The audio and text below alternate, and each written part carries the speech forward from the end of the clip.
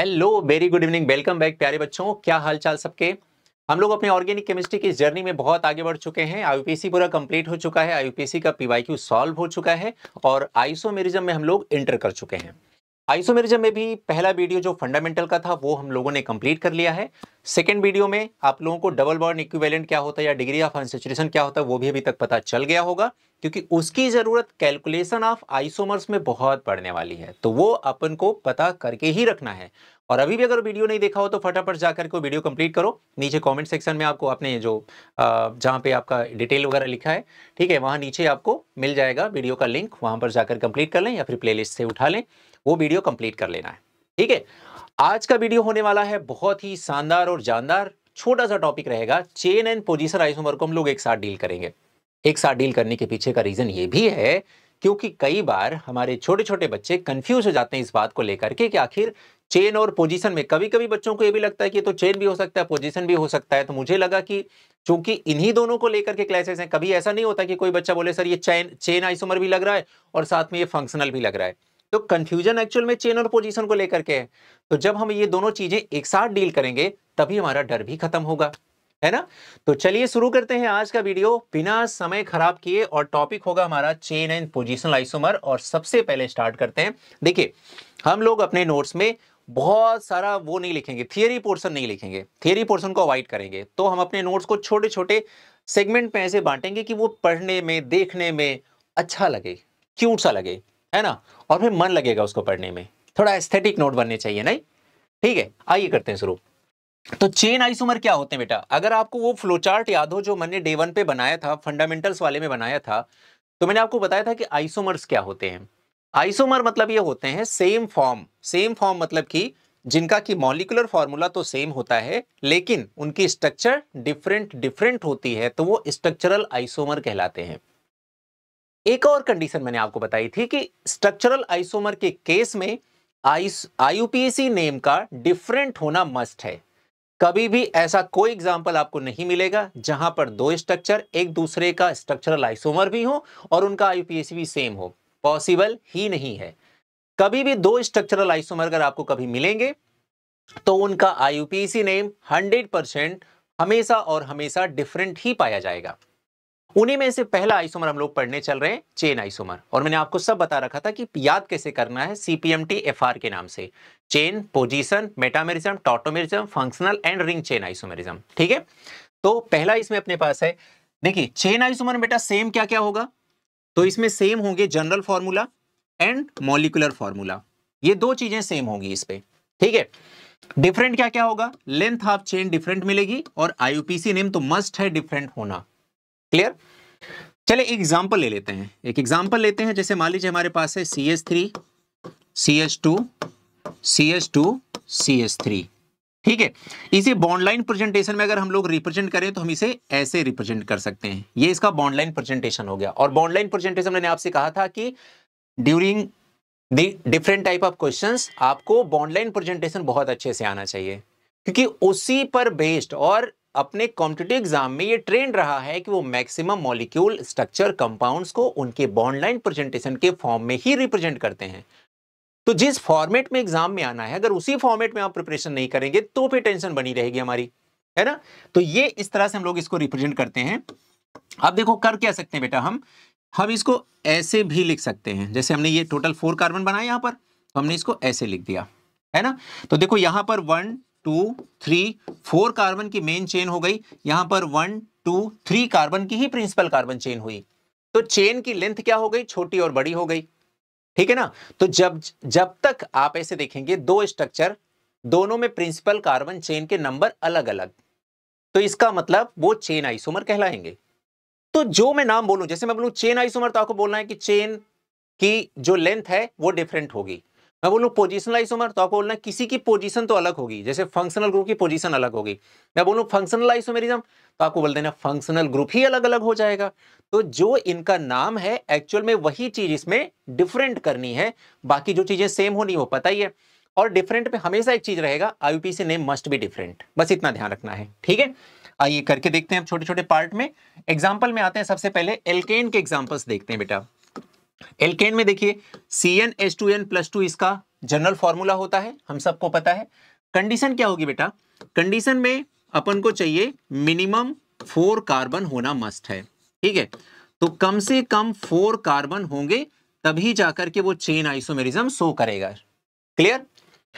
Note में एक बात ध्यान रखना है, जितने भी आप normal iso neo of same molecular formula are chain isomers. इसका मतलब ये हुआ बेटा, जैसे मान लेते हैं हमारे पास एक फॉर्मूला है, उसका नाम है C5H12, पक्का ये पेंटेन है ना, एल्केन है और एल्केन में ही पेंटेन है। तो इसके मैं 3 स्ट्रक्चर बना सकता हूं, नॉर्मल पेंटेन, आइसोपेंटेन, नियोपेंटेन। तो सेम ही मॉलिक्यूलर फॉर्मूला के नॉर्मल, आइसो और नियो स्ट्रक्चर्स जो होती हैं, ये हमेशा एक दूसरे के चेन आइसोमर कहलाते हैं, क्योंकि इनमें प्रिंसिपल कार्बन चेन की जो लेंथ होती है वो डिफर करती है एक दूसरे से, इस वजह से चेन आइसोमर कहलाएंगे। क्लियर, यहां पर लिखा हुआ है। अब देखो कभी कभी क्या होता है, डायरेक्टली क्वेश्चन आ जाते हैं एग्जाम में, ठीक है। जैसे ये एग्जाम का आया हुआ क्वेश्चन है कि C7H16 में total number of chain isomer कितने बनेंगे। देखो इसको जाहिर सी बात है हम स्ट्रक्चर ड्रॉ करके फाइंड आउट कर सकते हैं, प्रैक्टिस के समय चीजें अच्छी लगती हैं, लेकिन जब यही क्वेश्चन फाइनल एग्जाम में आ जाता है तो फाइनल एग्जाम में जितनी जल्दी ऐसे क्वेश्चन का आंसर हम टिक कर देंगे उतनी जल्दी हम सेकंड क्वेश्चन पे मूव कर जाएंगे, हमारा टाइम बच जाएगा। तो ऐसे क्वेश्चन जो एकदम मतलब टू द पॉइंट, उनका आंसर एकदम कंफर्म है कि वही होगा, उसमें कोई फॉर्मूला नहीं लगाना, कोई कैलकुलेशन नहीं करना, कोई कॉन्सेप्ट और अलग से नहीं लगाना, ऐसे का तो आंसर याद हो तो वही अच्छा है, ठीक है। अब देखो एल्केन में सबसे सिंपलेस्ट एल्केन है मीथेन। अब जरा आप बात बताओ बेटा, मीथेन मैंने ऐसे लिख दिया CH4, एक ही कार्बन है, कोई चेन बनी ही नहीं, तो CH4 कभी भी चेन आइसोमेरिज्म शो ही नहीं करेगी। फिर मैंने लिख दिया दूसरी एल्केन का नाम क्या है, CH3 इथेन। अब ये कार्बन जाहिर सी बात है हमेशा यही कनेक्टेड रहेगा, इसको उठा के मैं नीचे कनेक्ट कर दूं तब भी तो बात वही है, IUPAC के अकॉर्डिंग इसका नाम तब भी इथेन ही रहेगा। तो अगर IUPAC नेम इसका दोनों कंडीशन में सेम ही है तो ये दो डिफरेंट कंपाउंड हुए ही नहीं, तो कभी भी इथेन चेन आइसोमर शो ही नहीं करेगा। इसी तरह से अगर मैं लिख दूं CH3 CH2 एंड CH3 तो ये प्रोपेन कहलाएगा। अब प्रोपेन में भी टोटल 3 कार्बन की चेन है और इस 3 कार्बन की चेन को छोटा किसी भी आधार पर नहीं किया जा सकता। कहीं पर भी मैं इस कार्बन को इसमें कनेक्ट कर दूं तब भी वही 3 कार्बन, इस कार्बन को यहां कनेक्ट कर दूं तब भी 3 कार्बन, अभी भी प्रोपेन नाम है, बाद में भी इसका नाम प्रोपेन ही रहेगा। इस वजह से चूंकि IUPAC नेम इसका डिफरेंट नहीं हो पाया, चेन लेंथ इसकी छोटी बड़ी नहीं हो पाई, इस वजह से प्रोपेन कभी चेन आइसोमर शो नहीं करेगा। इस वजह से हमें मिनिमम कितने कार्बन चाहिए एल्केन में, मिनिमम 4 कार्बन चाहिए, तब जाकर के चेन आइसोमर वो रिप्रेजेंट कर पाएगा, शो कर पाएगा। तो ये जो बेटा लिखा है कंडीशन में, कंडीशन आपको रटने की जरूरत नहीं है, थोड़ा सा माइंड लगाइए, थोड़ा सा ब्रेन अपना यूज कीजिए, हाँ यार यही तो होगा इसमें। जाहिर सी बात है मीथेन, इथेन, प्रोपेन से हमें कोई उम्मीद नहीं है क्योंकि उसमें चेन की लेंथ छोटी बड़ी हो ही नहीं सकती है। तो हमारा पहला जो आंसर आएगा, पहली जो एल्केन आएगी वो कौन सी आएगी, वो ब्यूटेन आएगी, जो पहली बार चेन आइसोमरिज्म शो करती हुई दिखाई देगी। ठीक है, समझ में आ गई बात यहां तक। तो यहां से इसलिए हम लोगों ने स्टार्ट कहां से किया, ब्यूटेन से। अब देखो ये butane, pentane, hexane, heptane, octane, नोनेन and decane, यहां तक लिख लिया। अब आपको ये नंबर याद रखने हैं तो इसको ऐसे याद रखना है, 2 3 कितना होता है 5, 9 2 सा कितना होता है 18 और 35 75। ठीक है, हिंदी में बोले तो ऐसे बोल देना है 2 3 5 9 दूनी 18 35 75। एक बार बोल के देखो, आसान लगेगा आपको, है ना। तो ब्यूटेन से स्टार्ट करना है 2 3 5, 9 2 सा 18, 35 75, ये पूरे नंबर यहां पर लिखे हुए हैं। और इस तरह से आपको बिना स्ट्रक्चर ड्रॉ किए डिफरेंट एल्केन्स जितनी भी पॉसिबल हैं उनके चेन आइसोमर के नंबर ऑलरेडी याद हो गए। क्लियर है यहां तक, चलो बढ़िया, समझ में आ गया बेटे सबको। ठीक है, अब जैसे मैंने कहा कि चलो ये तो हो गया कहां तक, प्रोपेन तक हो गया। अब आते हैं ब्यूटेन। ब्यूटेन का स्ट्रक्चर फॉर्मूला क्या होगा, C4H10। ठीक है, अब ब्यूटेन का स्ट्रक्चर बनाते हैं, बॉन्ड लाइन प्रेजेंटेशन के अकॉर्डिंग ब्यूटेन का स्ट्रक्चर ये बनेगा। ठीक है, दूसरा स्ट्रक्चर क्या बनेगा ब्यूटेन का, 3 कार्बन की चेन और ये एक ऐसा कार्बन। अब यहां पर देखो 1 2 3 4, इसका अगर हम नॉर्मल नाम लिखें तो इसका नाम होगा N ब्यूटेन। अगर इसका IUPAC नाम लिखें तो इसका IUPAC नेम हो जाएगा ब्यूटेन। अगर मैं इसका नाम लिखूं यहां पर, ठीक है, तो आपको दिखाई देगा ये क्या कहलाएगा, आइसोब्यूटेन। अगर आईयूपीसी नेम लिखे बेटा तो 1 2 3, तो ये कहलाएगा 2 मिथाइल प्रोपेन। ठीक है, अगर मैं लिखूं number of carbon in PCC principal carbon chain, तो इसमें मिलेंगे 4, इसमें मिलेंगे 3, है ना।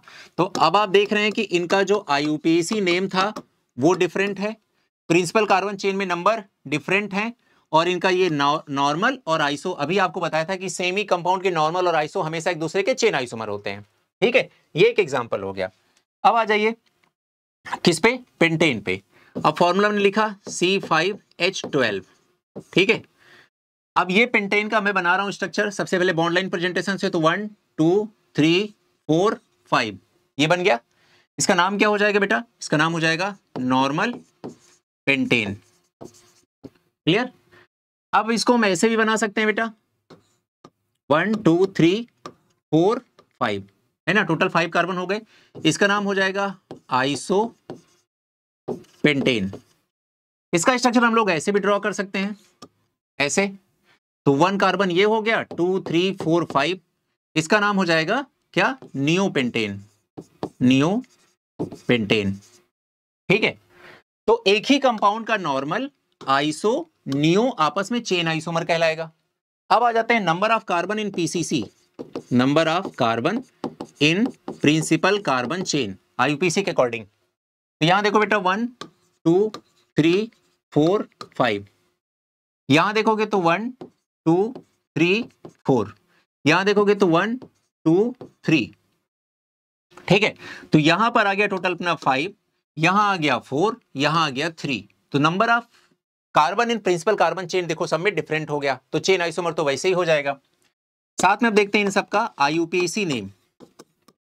पहले का आईयूपीएसी नेम क्या हो जाएगा, पेंटेन। इसका क्या हो जाएगा, 3 मिथाइल, क्योंकि थर्ड पोजीशन पे ये देख रहे हो मिथाइल लगा हुआ है ना। ठीक है, तो क्या हो जाएगा 3 मिथाइल ब्यूटेन। यहां देखेंगे तो क्या हो जाएगा 2,2 डाई मिथाइल प्रोपेन। आगे बात समझ में क्लियर हो गया ना अच्छे से। तो आपने देखा पेंटेन के केस में टोटल कितने आइसोमर बने, 3 आइसोमर बने, नॉर्मल, आइसो, नियो। तीनों में प्रिंसिपल कार्बन चेन में number of carbon different different थे, और तीनों का आईयूपीएसी नेम डिफरेंट डिफरेंट था, तीनों की स्ट्रक्चर डिफरेंट डिफरेंट थी, इस वजह से ये स्ट्रक्चरल आइसोमर कहलाए। तीनों में number of carbon different different थे, इस वजह से ये चेन आइसोमर कहलाए। और आईयूपीएसी नेम तो मस्ट बी डिफरेंट, क्योंकि स्ट्रक्चरल आइसोमर की कंडीशन ही है कि उनका आईयूपीएसी नेम सबका डिफरेंट होना ही मांगता है। ठीक है बेटा, तो इस तरह से एल्केन का केस अपना हो गया कंप्लीट। अब आ जाते हैं एल्कीन पे। एल्कीन का जनरल फॉर्मूला हो गया CnH2n। अगर मैं कंडीशन की बात करूं तो यहां पर भी बेटा अपन को चाहिए मिनिमम 4 कार्बन।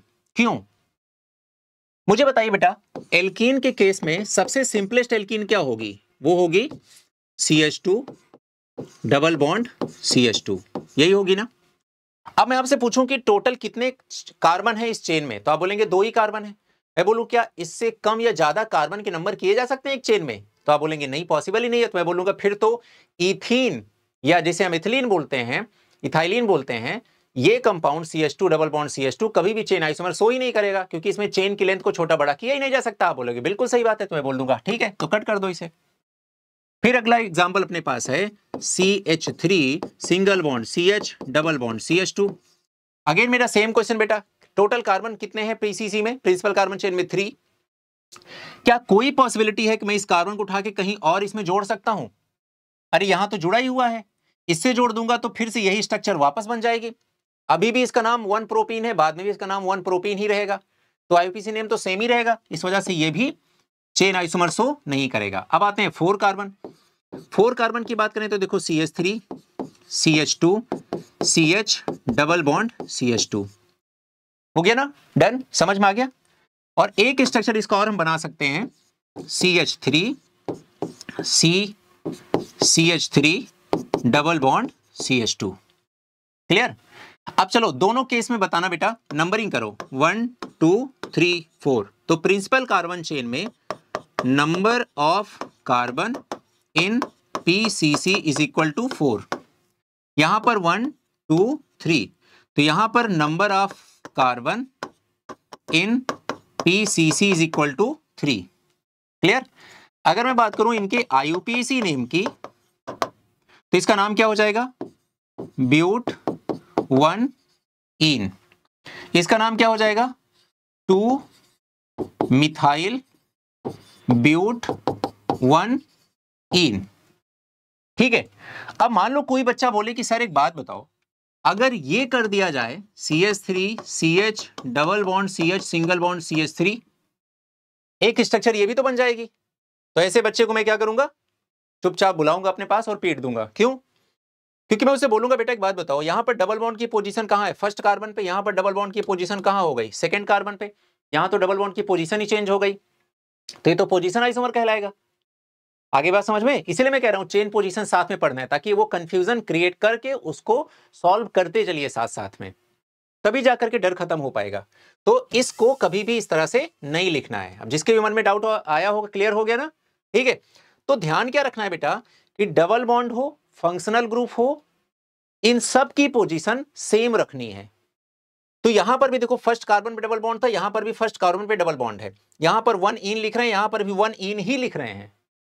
क्लियर? ये बात इंपॉर्टेंट है। तो ये हो गया हमारा एल्कीन का केस। तो क्यों 4 कार्बन की एल्कीन ही चेन आइसोमर शो करती है वो समझ में आ गया। डबल बॉन्ड की पोजीशन को चेंज नहीं करना है वो समझ में आ गया। ठीक है, चलिए नेक्स्ट देखते हैं। अब आ गया अल्काइन। अल्काइन के केस में CnH2n-2। अब CnH2n-2 के केस में बेटा कोई भी एग्जांपल ले लो, जैसे पहला सिंपलेस्ट एल्काइन हो गया CH triple bond CH, acetylene बोलते हैं इसे हम लोग, है ना। अब इसमें जाहिर सी बात है टोटल प्रिंसिपल कार्बन चेन में 2 ही कार्बन है और इसको इससे ज्यादा कम या इससे ज्यादा बड़ा नहीं किया जा सकता, इस वजह से चेन आइसोमर ये शो नहीं करेगा। ठीक है। अगर मैं लिख दूं CH3 C triple bond CH, again देखो ये चेन आइसोमर शो नहीं करेगा। अगर मैं लिख दूं CH3 CH2 C triple bond CH, तब इसमें 4 कार्बन हो गए। अब मैं CH3 को उठा के देखो यहां कनेक्ट करूं, इससे तो कनेक्टेड ही है, यहां कनेक्ट करूं तो इसके पास रिप्लेस करने के लिए हाइड्रोजन ही नहीं है, तो कनेक्ट कर नहीं सकता हूं। अगर इसको उठा के यहां कनेक्ट कर दूं तो ट्रिपल बॉन्ड की पोजीशन चेंज हो जाएगी। आगे बात समझ में?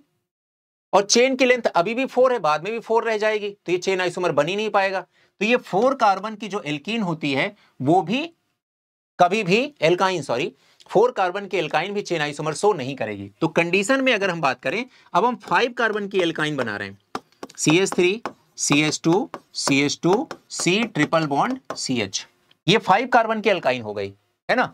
अब अगर मैं CH3 को उठाऊं, यहां तो कनेक्टेड ही है, अब यहां पर मैं कनेक्ट करा दूं, ठीक है, तो जरा सोचो ये क्या बन जाएगा। ये बन जाएगा CH3 CH single bond CH3 C triple bond CH। ठीक है, समझ में आ गया अच्छे से? चलो अब बताओ प्रिंसिपल कार्बन चेन कौन सी हो गई? ये आपकी प्रिंसिपल कार्बन चेन, यहां पर प्रिंसिपल कार्बन चेन ये हो गई। Total number of carbon in principle carbon chain 1 2 3 4 5, इसमें 1 2 3 4। तो बताओ number of carbon in principle carbon chain different हो गए, तो चेन आइसोमर हो गया। अब मैं बात करूं कि क्या ट्रिपल बॉन्ड की पोजीशन तो नहीं चेंज कर दिया आपने गलती से? बिल्कुल नहीं। यहां पर भी देखो 1 पे ट्रिपल बॉन्ड है, यहां पर फर्स्ट कार्बन पे ट्रिपल बॉन्ड है, ट्रिपल बॉन्ड की पोजीशन चेंज नहीं होनी चाहिए, नहीं तो ये पोजिशनल आइसोमर की तरफ मूव कर जाएगा। ठीक है। दूसरी बात, यहां पर अगर इसका मैं IUPAC नेम दोनों को लिखना चाहूं तो इसका नाम क्या हो जाएगा? 1 2 3 4 5 कार्बन है, तो इसका नाम हो जाएगा 1 पेंटीन या फिर पेंट 1 इन। इसका नाम क्या हो जाएगा? 3 मिथाइल ब्यूट 1 आइन, आइन होगा।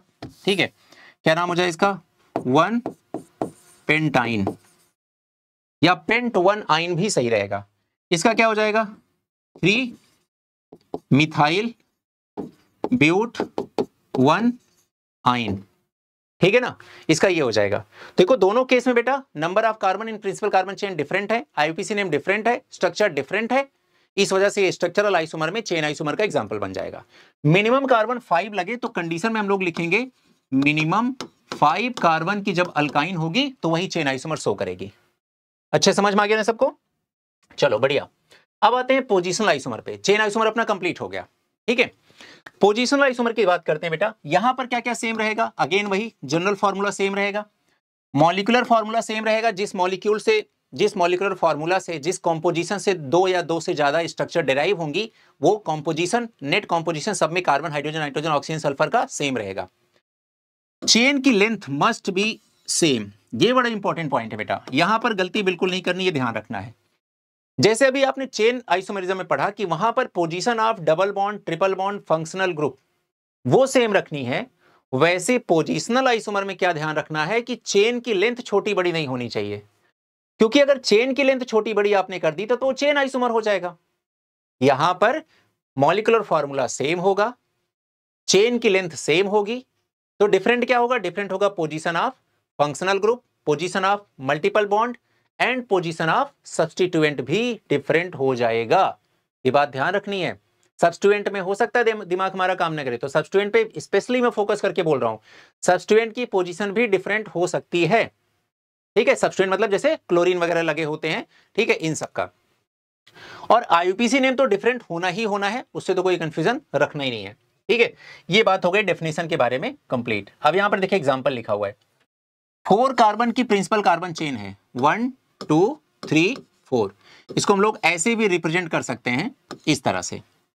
ठीक है, अगर मैं इसको वैसे लिखूं तो ये हो जाएगा CH3 CH2 single bond CH double bond CH2। ठीक है, यहां पर अगर मैं नंबरिंग करूं तो 1 2 3 4। अगर दोनों का आईयूपीसी लिखने की बात आए तो इसका आईयूपीसी क्या हो जाएगा बेटा? इसका हो जाएगा ब्यूट 2 इन, इसका हो जाएगा ब्यूट 1 इन। तो आपने क्या देखा? दोनों कंडीशन में ध्यान से देखिए, दोनों कंडीशन में मॉलिक्यूलर फॉर्मूला सेम था, क्योंकि number of carbon and hydrogen दोनों में सेम थे। दोनों कंडीशन में number of carbon in principle carbon chain वो दोनों में सेम थे, वो डिफरेंट नहीं करना, नहीं तो चेन आइसोमर बन जाएगा। ठीक है, दोनों कंडीशन में केवल डबल बॉन्ड की पोजीशन चेंज हुई है, इस वजह से ये पोजीशनल आइसोमर है। दोनों कंडीशन में आईयूपीसी नेम चेंज हुआ, क्योंकि आईयूपीसी नेम तो सारे स्ट्रक्चरल आइसोमर के केस में डिफरेंट होना ही मांगता है अपन को। ठीक है, फिर आ जाते हैं हम लोग इस वाली कंडीशन में। यहां पर देखो ट्रिपल बॉन्ड यहां लगा हुआ है, इसे बेटा हम लोग बोलते हैं इंटरनल एल्काइन। इंटरनल अल्काइन बोलते हैं इसे, क्यों? क्योंकि ट्रिपल बॉन्ड यहां पर बीच में पाया जा रहा है, स्ट्रक्चर के अंदर पाया जा रहा है, टर्मिनल किनारे एंड पर नहीं पाया जा रहा है। ठीक है, तो मैं इसको ऐसे लिख सकता हूं CH3 CH2 C triple bond CH, ऐसे भी लिख सकते हैं अपन इसको। ठीक है, अब अगर हमने ऐसे लिख दिया तो देखो मेन कार्बन चेन में टोटल 4 कार्बन यहां भी है, 1 2 3 4, और यहां पर भी है 1 2 3 4। तो कार्बन में जो मेन मतलब total number of carbon in principle carbon chain वो क्या है? दोनों में सेम हो गए। ठीक है, तो और सेम होना मस्ट है। उसके बाद ट्रिपल बॉन्ड की पोजीशन, यहां देखो फर्स्ट कार्बन पे, यहां पर देखो सेकंड कार्बन पे, तो ट्रिपल बॉन्ड की पोजीशन चेंज हो गई, पोजीशनल आइसोमर बनने के लिए रेडी है। आईयूपीसी नेम इसका क्या हो जाएगा? ब्यूट 1 आइन, इसका क्या हो जाएगा? ब्यूट 2 आइन। ठीक है, और इसे क्या बोलेंगे बेटा? ये ट्रिपल बॉन्ड यहां पर एंड पर है, तो इसे बोलेंगे हम लोग टर्मिनल अल्काइन। क्या बोलेंगे बेटा? टर्मिनल अल्काइन बोलेंगे इसे। ठीक है, समझ में आ रही बात? टर्मिनल अल्काइन की एक प्रॉपर्टी बता दो, मजा आ जाएगा। बताओ जल्दी, मैंने आपको सब समझा रखा है, सिखा रखा है। आपको मैंने बताया था कि अगर ट्रिपल बॉन्ड कार्बन है और उससे कनेक्टेड कोई हाइड्रोजन है तो वो हाइड्रोजन एसिडिक हाइड्रोजन कहलाएगा। तो यहां पर जो आपको हाइड्रोजन दिख रहा है, ये कैसा हाइड्रोजन हो जाएगा? ये हो जाएगा एसिडिक हाइड्रोजन। ठीक है, एसिडिक हाइड्रोजन। तो ये एसिडिक हाइड्रोजन केवल टर्मिनल एल्काइन के पास होता है। क्लियर? तो आपने देखा कि इनमें नंबर ऑफ कार्बन दोनों में सेम थे, ट्रिपल बॉन्ड की पोजीशन डिफरेंट हो गई, आईयूपीसी नेम डिफरेंट हो गया। ठीक है, और इस तरह से ये दोनों एक दूसरे के पोजिशनल आइसोमर कहलाएंगे। इसमें बताइए, देखिए इसमें टोटल 3 कार्बन है, इसको हम लोग ऐसे भी लिख सकते हैं, इस तरह लिख सकते हैं 1 2 3 कार्बन, और इसको एक इस तरह से भी लिखा जा सकता है ना? तो इसका नाम क्या हो जाएगा? प्रोपेनॉल या 1 प्रोपेनॉल। इसका क्या नाम हो जाएगा? 1 2 3, तो इसका नाम हो जाएगा 2 प्रोपेनॉल। 2 प्रोपेनॉल।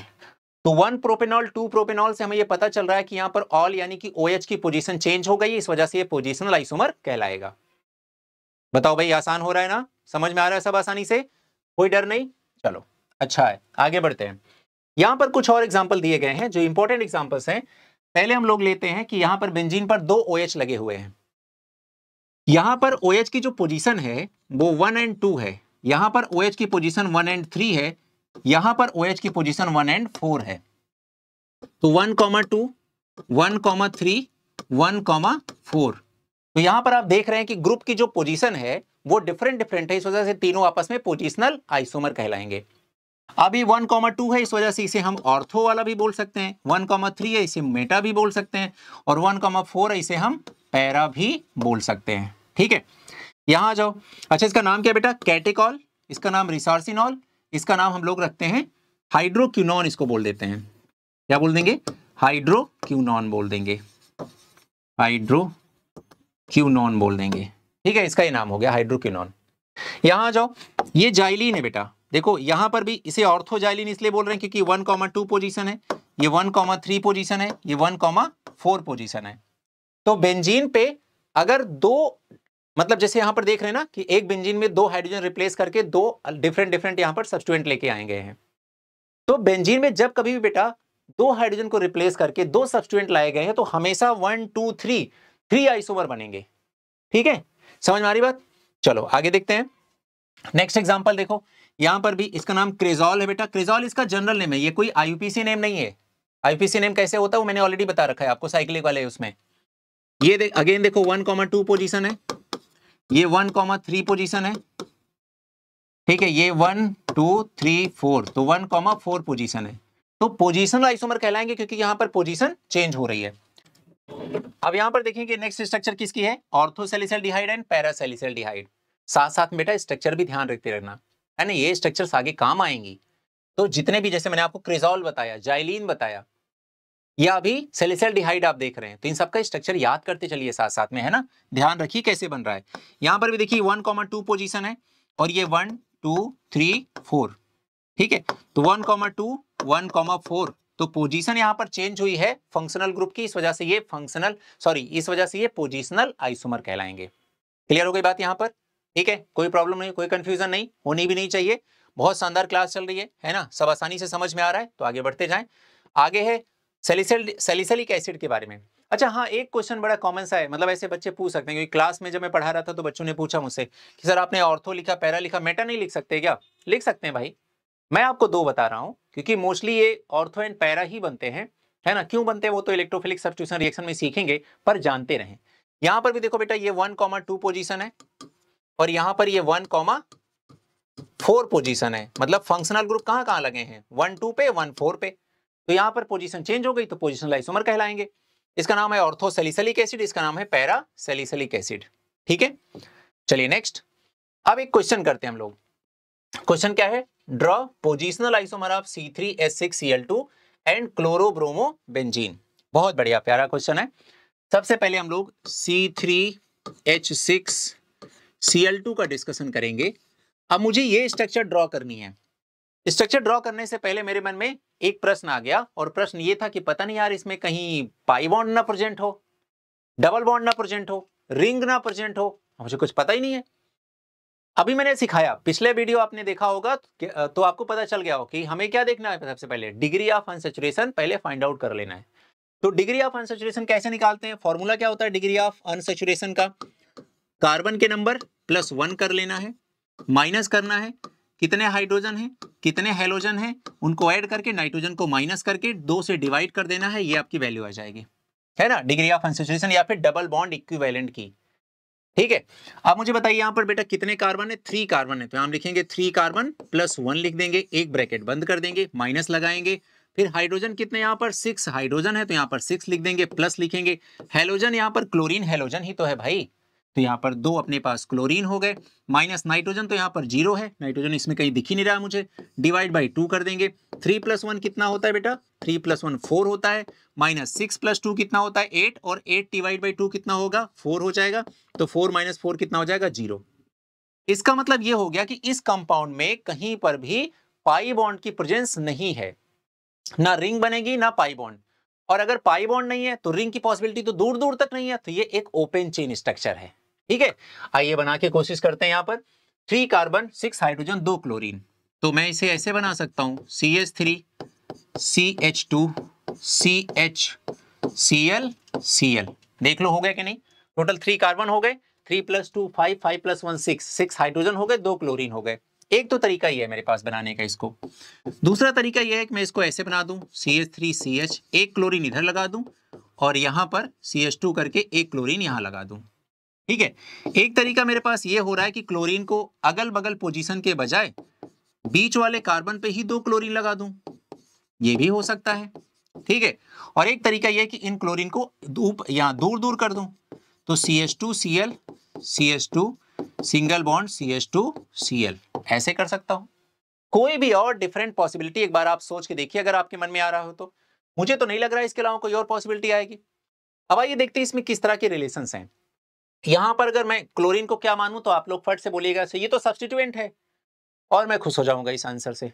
ठीक है, मैं बोलूंगा कि नंबरिंग किधर से करेंगे तो हमारा बच्चा बोलेगा सर इधर से नंबरिंग करिए। तो हम लोग क्लोरीन की पोजीशन बताओ, तो आप बोलोगे क्लोरीन की पोजीशन 1,1 है, क्योंकि एक ही कार्बन से ये भी क्लोरीन, इसी कार्बन से ये भी क्लोरीन कनेक्टेड है।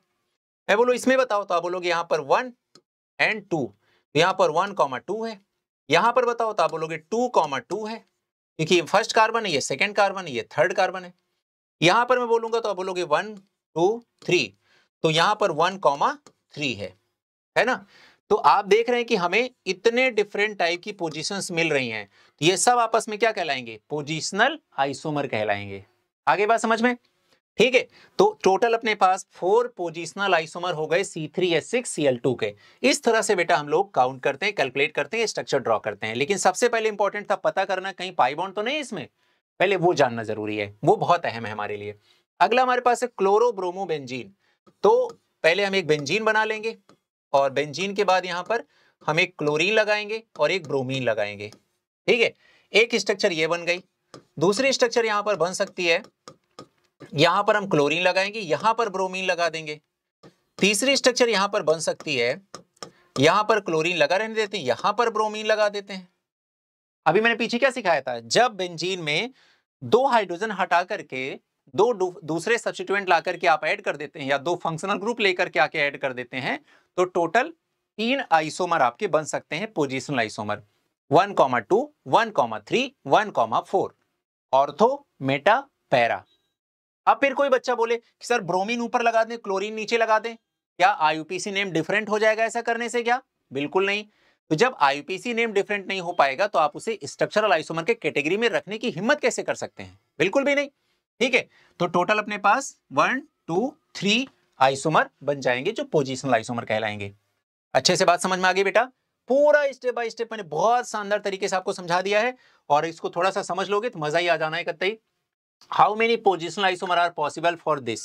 अब यहां पर एक बेंजीन रिंग में 3 हाइड्रोजन हटा के 3 मिथाइल ग्रुप ऐड किए गए हैं, और इनकी पोजीशन क्या है? 1, 2, 3। ठीक है, आप देख सकते हैं यहां से कैसे, ये 1 है, ये 2 है, ये 3 है, ये 4 है, ये 5 है, ये 6 है, तो 1, 2, 3 पोजीशन पे लगे हुए हैं। अब आप बताइए कि कितने और डिफरेंट पॉसिबिलिटीज हैं। देखो, पहला तो आपने ये बना दिया, दूसरा सोचिए 1, 2, और ये छोड़ के मैंने यहां बना दिया, ये भी बन सकता है। फिर देखो, एक ये बना लिया हमने। क्लियर है? ठीक है, अब आप बताओ क्या ये इन तीनों के अलावा कोई और पॉसिबिलिटी है? पहले तो नंबरिंग कर लो इसका। ये है 1, 2, 3, ये है 1, 2, 4, ये है 1, 3, 5। अब कोई बच्चा ये जरूर कह सकता है सर 2, 4, 6 बना लो। मैं बोलूंगा मेरे भाई, अगर 2, 4, 6 बनाओगे तो आपने 2 माना कहां से? कहां से 2 आ गया? पहले कोई ग्रुप या एटम कहीं लगा होगा बेंजीन में, वही तो फर्स्ट बनेगा। तो एक्चुअल में जिसे आप 2, 4, 6 बोलना चाह रहे हैं वो 1, 3, 5 ही बनेगा अल्टीमेटली लास्ट में जाकर के। आ रही बात समझ में ना थोड़ी थोड़ी? ठीक है, तो ये अपने पास कंपोजिशन बन गया। अब इसके अलावा सोच के देखो, 1, 2, 3 बन गया, 1, 2, 4 बन गया, 1, 3, 5 बन गया। अब कोई बोले कि जैसे 1, 2, 5 बना लो, मैं मान लूंगा, चलो ठीक है, 1, 2, 3, 4, 5 यहां पर लगाना है ना।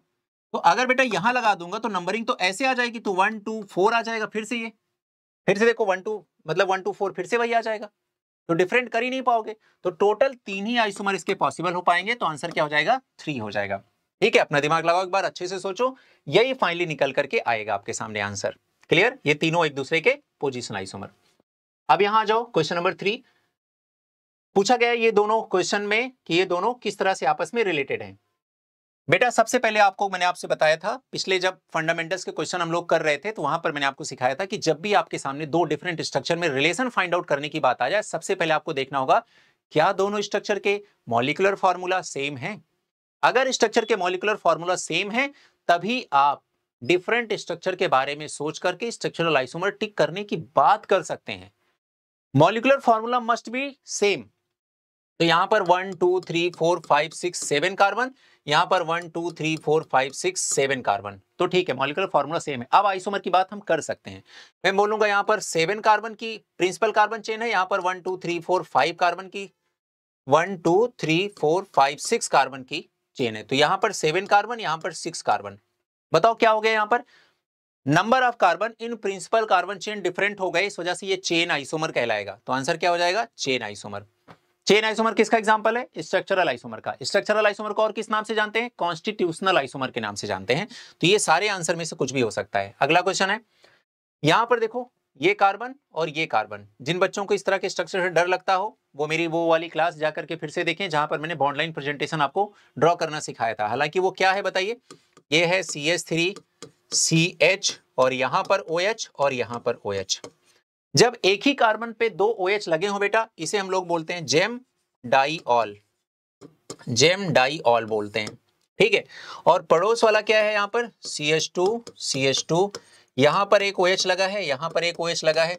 जब दो OH बगल बगल लगे हो इसे बोलते हैं विसिनल, इसे बोलते हैं जेमाइनल, उसे बोलते हैं विसिनल। विसिनल मतलब होता है नेबर, मतलब पड़ोसी।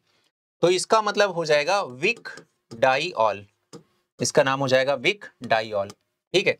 ये नाम बेटा याद रखना है, विक डाइऑल और जेम डाइऑल। क्लियर। एक बात और थोड़ा सा और आगे बढ़ के बता देता हूं। हाँ, इसका नाम क्या है किसी को पता है, ये भी मैंने पहले बता रखा है, इसका यूज भी बता रखा है आपको। सोच के बताओ क्या हो जाएगा ये, इसका नाम हो जाएगा इथाइलिन ग्लाइकॉल, या सिर्फ इसको ग्लाइकॉल के नाम से हम लोग जानते हैं, ठीक है। ये हमारा जो ग्लाइकॉल है ये एंटी फ्रीज एजेंट होता है। क्या होता है, एंटी फ्रीज एजेंट होता है, ठीक है। और जेम डाइऑल के बारे में बता दूं बेटा, जब कभी भी एक कार्बन पे दो OH ग्रुप लगे हुए हो जिसे हम जेम डाइऑल के नाम से जानते हैं, तो ऐसा कंपाउंड अनस्टेबल कंपाउंड कहलाता है। और फिर इस कंपाउंड को स्टेबल करने के लिए तुरंत जेम डाइऑल से एक वाटर मॉलिक्यूल रिलीज हो जाएगा, निकल जाएगा। और अगर एक वाटर मॉलिक्यूल निकल गया तो जो पार्ट बचेगा क्या बन जाएगा, CH3CH डबल बॉन्ड O बच जाएगा, है ना। तो फाइनली एल्डिहाइड बच जाएगा। ये आगे की बात है पर ठीक है, थोड़ा थोड़ा जानते रहो, अच्छा लगेगा, है ना।